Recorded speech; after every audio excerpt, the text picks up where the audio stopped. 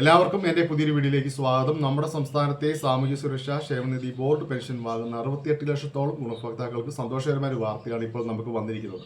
നമ്മുടെ സംസ്ഥാനത്തെ ക്ഷേമ പെൻഷൻ വിതരണം പ്രഖ്യാപിച്ചിരിക്കുകയാണ്. 1600 രൂപയാണ് ഇപ്പോൾ പ്രഖ്യാപിച്ചിരിക്കുന്നത്.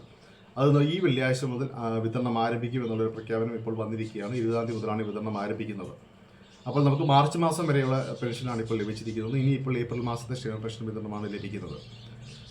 അതുപോലെ തന്നെ 25-ാം തീയതി മുതൽ നമുക്ക് മസ്റ്ററിംഗ് ആരംഭിക്കുകയാണ്.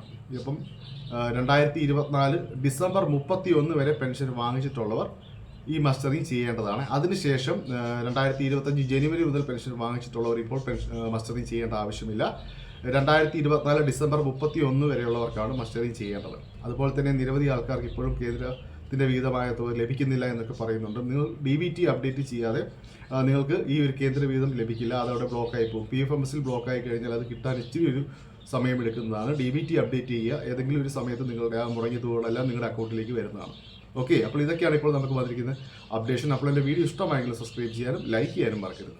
താങ്ക്